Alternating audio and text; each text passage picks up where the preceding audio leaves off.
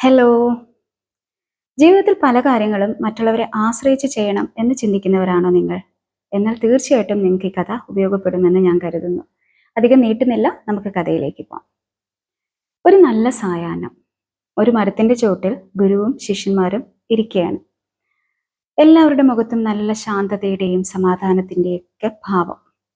പക്ഷെ ഒരു ശിഷ്യന്റെ മുഖത്ത് മാത്രം ഒരു മ്ലാനത, ഒരു വിഷമഭാവം. ആ ശിഷ്യൻ ഗുരുവിനോട് ചോദിച്ചു, ഗുരുവേ, അങ്ങ് ഈ ലോകത്തില്ലെങ്കിൽ നമ്മളുടെ ജീവിതത്തിന്റെ ഇരുട്ട് ആര് മാറ്റിത്തരും? നമ്മളെ ആര് വഴികാട്ടും എന്ന് ചോദിച്ചു. അപ്പൊ ഗുരു വളരെ പുഞ്ചിരിച്ചുകൊണ്ട് ഒരു കഥയാണ് ശിഷ്യന് ഉത്തരമായി കൊടുത്തത്. ഒരു ഗ്രാമത്തിൽ രണ്ട് യാത്രക്കാരുണ്ടായിരുന്നു. അവർ ഇങ്ങനെ ഒരുപാട് ദൂരം നടന്ന് ക്ഷീണിച്ച് ഒരു വഴിയിൽ കണ്ട ഒരു സത്രത്തിൽ കയറി വിശ്രമിക്കാൻ കയറി. അപ്പോൾ ഒരു സന്ധ്യാസമയത്തോട് അടുത്തിരുന്നു. അത് ഒരു ഈവനിങ് ടൈം ആയിരുന്നു. ആ സമയം അവിടെ ഒരു എണ്ണ വിളക്ക് വിൽക്കുന്ന ഒരാള് വന്നു. ഒന്നാമൻ ഇനി യാത്ര തുടരണമല്ലോ, അപ്പൊ അതിന് വിളക്കിന്റെ ആവശ്യം മനസ്സിലാക്കി ഒന്നാമൻ പണം കൊടുത്ത് ഒരു എണ്ണ വിളക്ക് മേടിച്ചു. പക്ഷെ രണ്ടാമൻ ചിന്തിച്ചത്, എന്തിനു ഞാൻ വെറുതെ പണം കളയണം? ഒന്നാമനെ അനുഗമിച്ച് അയാളുടെ പിന്നാലെ പോയാൽ പോരെ, അയാളുടെ വിളക്കിനെ ആശ്രയിച്ച് പോയാൽ മതിയല്ലോ എന്ന് രണ്ടാമൻ ചിന്തിച്ചു. അങ്ങനെ ഇരുട്ട് പടർന്നു, നല്ല രാത്രിയായി. അവര് റെസ്റ്റൊക്കെ കഴിഞ്ഞിട്ട് ഒന്നാമൻ വിളക്ക് തെളിയിച്ച് അദ്ദേഹത്തിന്റെ യാത്ര തുടർന്നു. അയാളുടെ പിന്നാലെ രണ്ടാമനും, അയാളുടെ കയ്യിൽ വിളക്കില്ലല്ലോ, അയാളുടെ പിന്നാലെ രണ്ടാമനും അയാളെ അനുഗമിച്ച് പിന്നാലെ പോയി. കുറച്ചു ദൂരം കഴിഞ്ഞപ്പോൾ ഒരു പോയിന്റ് എത്തിയപ്പോൾ വഴി രണ്ടിടത്തേക്കായിട്ട് തിരിഞ്ഞു. ഒന്നാമൻ, വിളക്ക് കയ്യിലുള്ള ഒന്നാമൻ അയാളുടെ ലക്ഷ്യത്തിനനുസരിച്ചുള്ള വഴി തിരഞ്ഞെടുത്ത് അയാൾ ആ വഴിക്ക് പോയി. രണ്ടാമന്റെ കയ്യിൽ വിളക്കില്ല, അല്ലേ? അയാൾക്ക് വഴിയൊന്നും കാണാൻ പറ്റുന്നില്ല. അയാൾ കൂരിരുട്ടിൽ കുടുങ്ങിപ്പോയി. ആ കൊടും ഭീകരമായിട്ടുള്ള കാട്, വന്യമൃഗങ്ങളൊക്കെയുള്ള കാട്ടിൽ, കൊടും ഭീകരമായിട്ടുള്ള കാട്ടിൽ പേടിച്ച് ഭയന്ന് ഒരു രാത്രി മുഴുവൻ അയാൾ ഒരു മരത്തിന്റെ മേലെ കഴിയേണ്ടി വന്നു. ഈ കഥ പറഞ്ഞുകൊണ്ട് നമ്മുടെ ഗുരു ശിഷ്യന്മാരോട് പറഞ്ഞു, നിങ്ങളുടെ ജീവിതത്തിൽ നിങ്ങൾ തന്നെയാണ് വെളിച്ചമാകേണ്ടത്. നിങ്ങളുടെ ജീവിതത്തിലെ ഇരുട്ട് മാറ്റേണ്ടത് നിങ്ങളുടെ ആവശ്യമാണ്.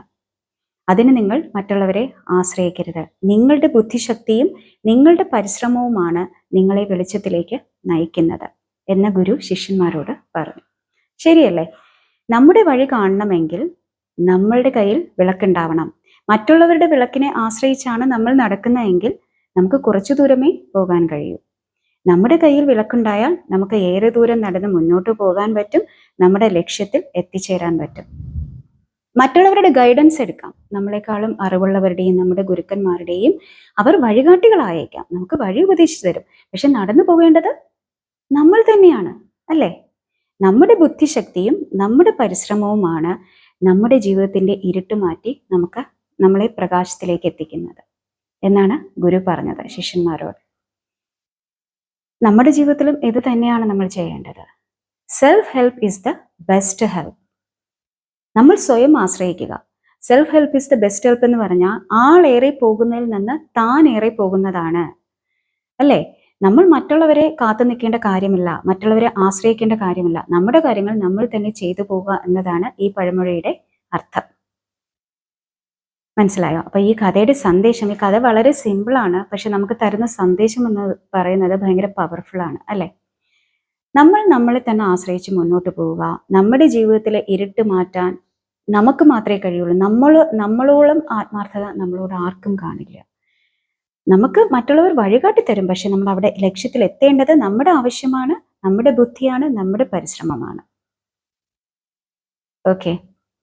പിന്നെ ഒരു കാര്യം, എനിക്ക് ഇപ്പോൾ 1000 സബ്സ്ക്രൈബേഴ്സ് മൈൽ സ്റ്റോൺ ഞാൻ കംപ്ലീറ്റ് ചെയ്തു. എനിക്ക് ഒരുപാട് എന്നെ സബ്സ്ക്രൈബ് ചെയ്ത് സപ്പോർട്ട് ചെയ്ത എല്ലാവർക്കും ഒരുപാട് എൻ്റെ ഹൃദയത്തിൽ നിന്ന് ഉള്ള നന്ദി.